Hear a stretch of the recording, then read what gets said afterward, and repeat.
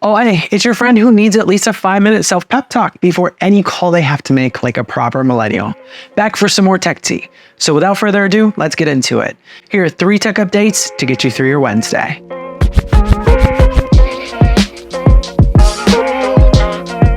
The first human to have a computer chip imprinted in their brain just had their first all-nighter playing video games with it. Here's what you need to know. Neuralink is a company founded by Elon Musk to try to produce neurotechnology, or more specifically, the kind that you can implant into your brain, which, among other things, Musk aimed to advance the human race with. A more applicable, less Wall-E inspired goal was to help people with disabilities to be able to operate pieces of technology with their brain. Now, it has a long time to go, both with its capabilities as well as other devices which can utilize Neuralink's communication. But it just got approved for human tests last year, and as of March 20th, we got our first look into what the future of neurotechnology looks like. Neuralink uploaded a video to their social media which featured Nolan Arbol, a 29-year-old man who, due to a diving accident, is now quadriplegic. Nolan said the surgery, which is done via machine, went very well, and he was released from the hospital the very next day. He mentioned that there was a learning period with the device where they tried to get him to think about moving his hand in order to move a cursor, and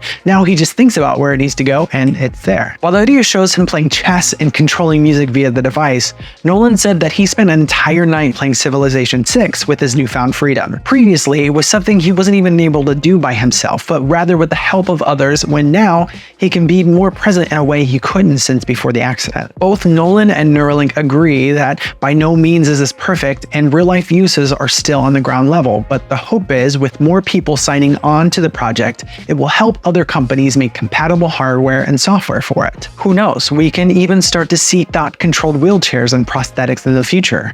Maybe just like he mentions, Nolan really will be the real-life Professor X. Only time will tell. Bots in Helldivers 2 have AT-ATs now. Here's what's happening. Monday, players got to take back Malevolent Creek after it fell to the automatons several weeks prior. It took players all of about 5 hours to liberate the planet, but during the galactic mission, a lot of the players noticed ominous black ships floating in the sky, as if to foreshadow what could be coming next. As of yesterday, the latest patch was released for the game, which added planetary hazards like blizzards and sandstorms to the game, as well as make changes to weapons, enemies, stability improvements, and also give Helldivers some decoration in the form of blood from their previous kills on their armor. Back to the automatons though.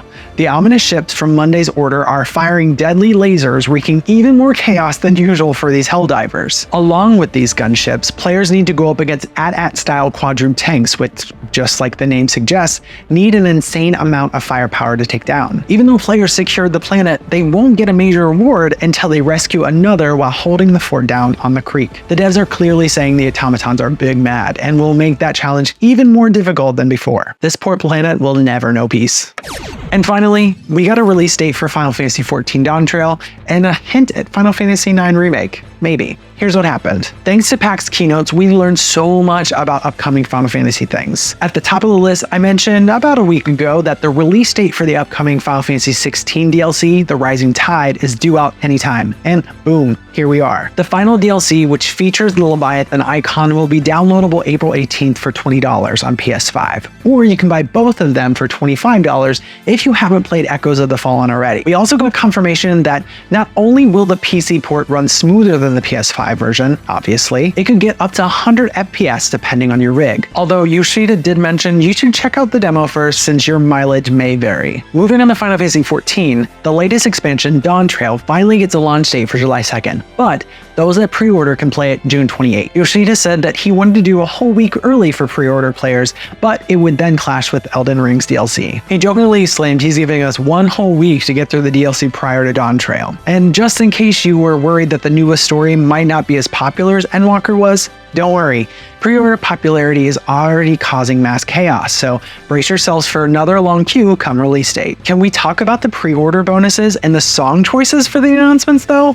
They all allude to Final Fantasy IX, which is making rumors of a remake fly even higher than they already are. It doesn't help that Yoshida mentioned that the reason for these references were a secret. Although those that know 14 enough know that each story arc has callbacks and takes themes from previous titles, so it very well could be a reference to the Dawntrail story having some parallels with the popular Y2K title. Final Fantasy XIV Dawntrail is available for pre-order now, barring any technical difficulties, and as of yesterday, the MMO is celebrating 16's DLC release date with a crossover event where you can help Clive take down a special form of Ifrit. Players can even win his armor and a Torgal mount.